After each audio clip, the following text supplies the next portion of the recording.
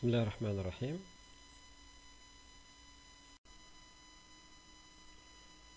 Nous allons maintenant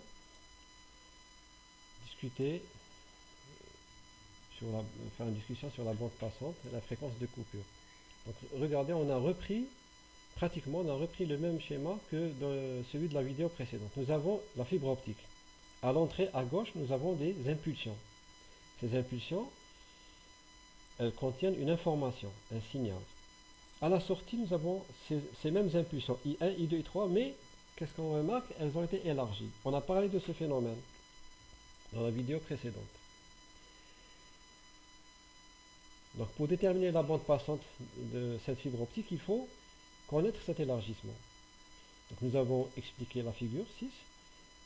Donc il faut qu'il n'y ait pas recouvrement, que les signaux à la sortie qui sont montrés en vert, mais il ne faut pas qu'ils s'interpénètrent, il ne faut pas que les signaux I1, I2, I3 à la sortie se mélangent. Donc il faut pas qu'il y ait, on dit qu'il ne faut pas qu'il y ait recouvrement. Sinon, on perd le signal, on perd l'information.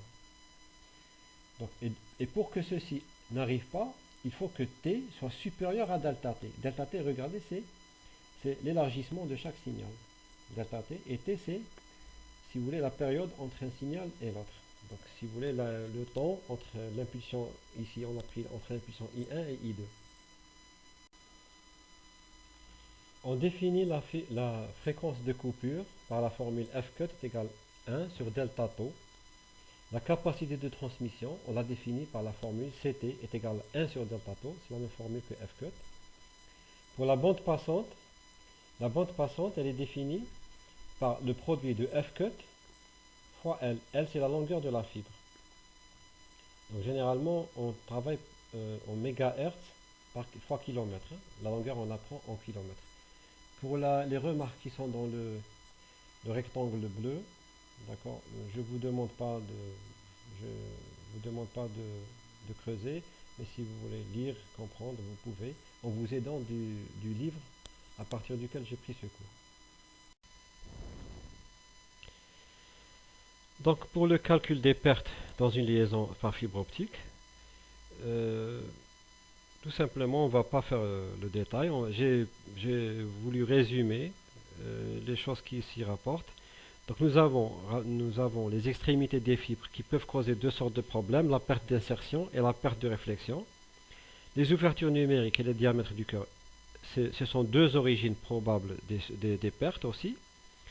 Donc il faut aussi que à l'entrée, donc le flux, donc la lumière, le signal lumineux qui rentre dans la fibre optique, puis ressort avec une puissance assez suffisante pour que le photodétecteur puisse la traduire en signal électrique.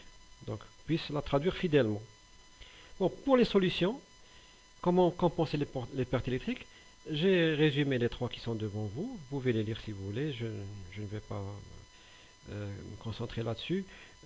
Ces solutions sont continuellement développées dans la science, dans la recherche scientifique. Moi, ce qui m'intéresse, c'est la troisième, celle qui est écrite en bleu, le dopage par l'herbium. Donc, le dopage par l'herbium, comme on voit, il peut aider à améliorer la qualité des fibres optiques et de la transmission. Voilà, donc je vous remercie pour avoir suivi ce cours. Maintenant, je vous donne rendez-vous dans la visioconférence pour en parler. Pour faire un résumé du tout, pour essayer d'expliquer pourquoi on a fait le cours de cette façon et pas d'une autre façon. Ce cours aurait pu être fait d'une autre façon. C'est-à-dire pour vous, normalement, on devrait vous parler de tous les, c'est pas possible, de presque tous les composants optoélectroniques. J'ai préféré faire quelque chose qui est entre l'exposé et la démonstration. Soit on fait ce cours en démontrant toutes les formules, etc. Ça c'est pour les physiciens, normalement. Ou bien pour les ingénieurs qui sont spécialisés dans l'optoélectronique. Sinon, l'exposé pour les gens, les utilisateurs. Vous êtes plutôt dans ce profil-là, utilisateur. Donc, moi, j'ai préféré faire quelque chose entre les deux. Savoir d'où viennent certaines notions, rendement, etc., par la démonstration. Et en même temps, connaître les composants. Maintenant, je vous invite à compléter. Par exemple, on a parlé, on a fait un petit peu en détail un exemple de photorécepteur qui est la photodiode.